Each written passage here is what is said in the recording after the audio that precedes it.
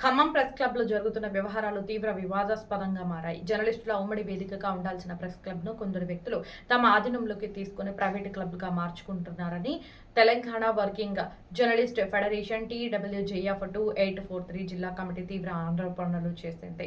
ఈ మేరకు జిల్లా అధ్యక్షుడు టి సంతోష్ చక్రవర్తి, ప్రధాన కార్యదర్శి నాలబాల రామకృష్ణలు లోకల్ బాడీస్ కలెక్టర్ను కలిసి వినతి పత్రం సమర్పించారు. సభ్యత్వాల పేరుతో ₹1000 నుంచి ₹3000 వరకు ఎటువంటి నిబంధనలు, రసీదులు లేకుండా అక్రమంగా వసూలు చేస్తున్నారని నేతలు ఆరోపించారు. ఈ నిధులపై ఎటువంటి లెక్కలు, ఖాతాలు వెల్లడించకపోవడం అనుమానాస్పదమని పేర్కొన్నారు. ఇప్పటి వరకు క్లబ్ నిధులపై ఆడిట్ నిర్వహించలేదని, లెక్కలు అడిగితే బెదిరింపులకు దిగుతున్నారని విమర్శించారు. ప్రెస్ క్లబ్ తాళాలు కూడా కొద్దిమంది వ్యక్తుల వద్దే ఉండటం, ఇతర జర్నలిస్టులకు ప్రవేశం నిరాకరించడం, వాట్సాప్ గ్రూపుల్లో ఇతర యూనియన్ ప్రతినిధులకు అడ్మిన్ హక్కులు ఇవ్వకుండా అడ్డుకోవడం ప్రజాస్వామ్యానికి విరుద్ధమని TWJF నేతలు తెలిపారు.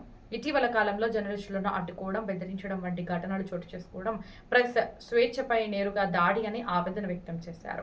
తక్షణం చౌక్యం చేసుకుని ప్రెస్ క్లబ్ లో జరుగుతున్న అక్రమాలపై సమగ్ర విచారణ జరిపించాలని, అక్రమ వసూళ్లపై ఆడిట్ నిర్వహించి లెక్కలు బహిర్గతం చేయాలని, అర్హులైన జర్నలిస్టులందరికీ సమాన హక్కులు కల్పించాలని TWJF H2843 నేతలు డిమాండ్ చేశారు. లేకపోతే జిల్లా వ్యాప్తంగా పెద్ద ఎత్తున ఆందోళనలు చేపడతామని హెచ్చరించారు. ఈ కార్యక్రమంలో జిల్లా కోశాధికారి అరవపల్లి నగేష్, నగర అధ్యక్షులు గెంటెల కుమార్, ప్రెస్ క్లబ్ అధ్యక్షులు అంతోటి శ్రీనివాస్, నాగకృష్ణ, శ్రీధర్, వెలిగొండ వెంకట్, రవి, మొగిలి నాగేశ్వరరావు, MS చిన్ని, మామిడాల వీరబాబు, తానంగి భిక్షం, పాగయోన, తిరుపతి కొండలరావు, P శ్రీను, సవల బాలరాజు, నీరుడు రాంబాబు తదితరులు పాల్గొన్నారు.